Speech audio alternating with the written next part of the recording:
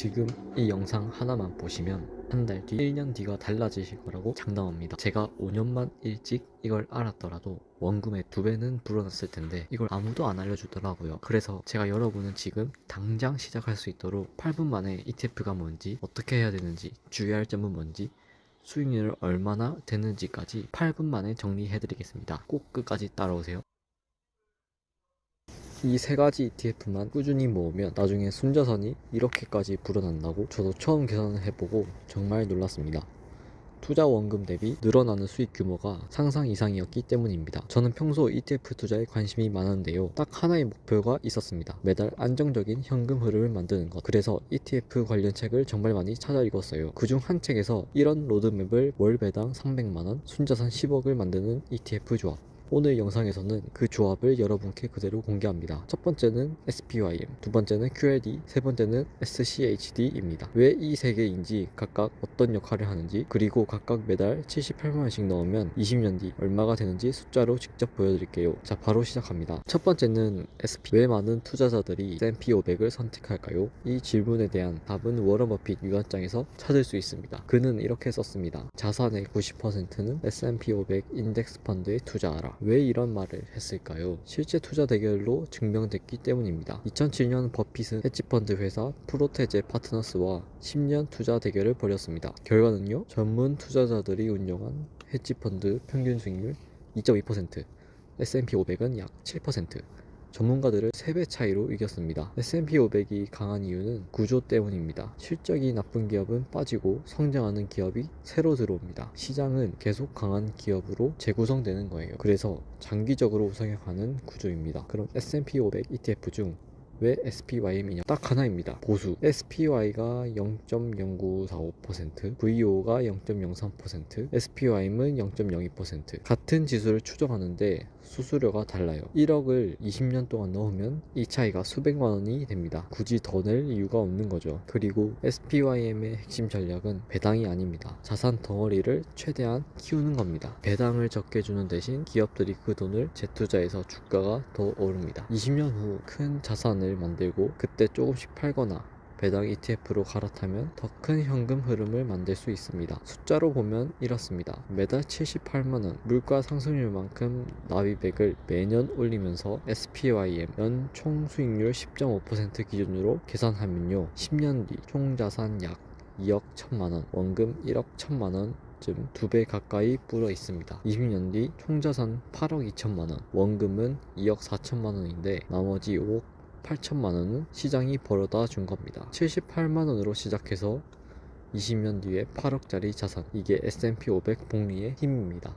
매년 물가 상승률만큼 납입액을 증가시키는 이유는 구매력을 유지하기 위한 금액입니다. 두 번째는 나스닥 100 지수를 2배로 추정하는 레버리지 ETF입니다. 나스닥 100이 1% 오르면 QLD는 약 2% 오릅니다. 이 ETF의 목적은 단 하나입니다. 자산이 성장하는 속도를 높이는 것. 지난 10년 QLD의 연평균 수익률은 32.7%였습니다. 이 수치를 매달 78만원 적립에 적용하면 10년 뒤 원금 9,360만원이 5억 원을 넘어섭니다. 일반 예적금으로는 불가능한 숫자입니다. 나스닥의 우상향과 2배 레버리지가 만났을 때 벌어지는 일입니다. 다만 여기서 반드시 말씀드려야 할 게 있어요. QLD는 변동성이 큽니다. 최대 낙폭 마이너스 50% 이상인 구간이 빈번합니다. 10년 차에 자산이 5억이 됐을 때 하락장을 맞아 단 몇 달 만에 2억대로 줄어들 수 있어요. 이 상황에서 멘탈적으로 버틸 수 있느냐가 이 투자의 성패를 결정합니다.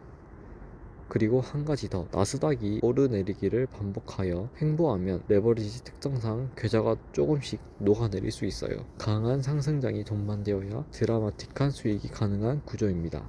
그래서 포트폴리오에서 QLD는 20% 정도만 가져가는 게 일반적으로 권장됩니다. 전체 일부만 공격적으로, 나머지는 안정적으로. 이 균형이 중요합니다. 세 번째는 SCHD입니다. 앞에 두 ETF가 자산을 키우는 역할이라면 SCHD는 그 자산에서 현금을 뽑아주는 역할입니다. 현재 SCHD의 배당 수익률은 약 3.61%입니다. 1억을 투자하면 연간 약 360만원 배당이 발생해요. 그런데 SCHD의 진짜 장점은 따로 있습니다. 배당 성장률입니다. SCHD의 10년 평균 배당 성장률 성장률이 연 10.61%입니다. 배당금 자체가 매년 10% 넘게 올라요. 처음엔 3%대로 수익률을 시작하지만 10년 뒤엔 취득 원가 기준 배당률이 9% 넘어가고 20년 뒤엔 12%에 육박합니다. 이게 왜 강력하냐면 물가가 올라도 내 배당금이 같이 올라가기 때문입니다. 연금이 자동으로 인상되는 구조예요. 매달 78만원씩 납입하고 매년 물가 상승률 2.5%씩 납입액을 늘리면서 SCHD 실제 수익률과 배당 성장률을 적용하면요 10년 뒤 총자산 약 1억 7천만원, 이 시점 월 배당 약 108만원, 20년 뒤 총자산 약 6억 2천만원, 월 배당 약 620만원. 대한민국 직장인 중위 월급 272만원입니다. 78만원으로 시작해서 20년 뒤엔 그 2배가 넘는 돈이 일하지 않아도 매달 들어오는 구조가 만들어져요. 여기서 많은 분들이 질문을 하십니다. 지금이 고점이면 어떡하죠? 2008년 금융위기를 한번 보겠습니다. 당시 S&P 500 지수는 1500포인트에서 620포인트까지 폭락했어요. 반토막이 난 겁니다. 그런데 지금 S&P 500은 6000포인트를 넘습니다. 그때 고점에서 샀어도 꾸준히 적립했다면 결국 큰 수익을 얻었습니다. 핵심은 타이밍이 아닙니다. 시스템입니다. 매달 자동으로 납입하는 구조를 만들면 고점이든 저점이든 평균 단가가 맞춰집니다. 그래서 적립식 투자가 가능한 겁니다. 결국 ETF 투자의 핵심은 세 가지입니다. 꾸준함, 시간, 복리. 단기 타이밍보다 중요한 건 꾸준한 투자입니다. ETF가 초보 투자자에게 특히 좋은 이유도 세 가지예요. 분산 투자, 장기 성장, 복리 효과, 이 세 가지를 동시에 얻을 수 있기 때문입니다. 모아갈 세 가지 ETF를 알아보았는데요. 결론은 각자 상황, 성향에 맞게 투자해야 합니다. 제가 가장 끌렸던 건 ETF는 QLD인데요. 한 달 만에 마이너스 50%의 수익률을 맞고도 멘탈이 버틸 자신이 있다면 QLD를 모아가 15년 만에 22억 자산가가 돼요. 배당주로 배당을 받을까? 라는 생각도 하였습니다. 마이너스 50%일 때 멘탈을 견딜 수 있는 현금 흐름은 필수적이겠지요. 그래서 일과 투자의 균형을 잘 이루는 것이 중요하다는 걸 느꼈습니다. ETF에 관심이 있으신 분들은 아래 댓글 링크 남겨뒀으니 더 궁금하신 분들은 보시면 될 것 같습니다. 감사합니다.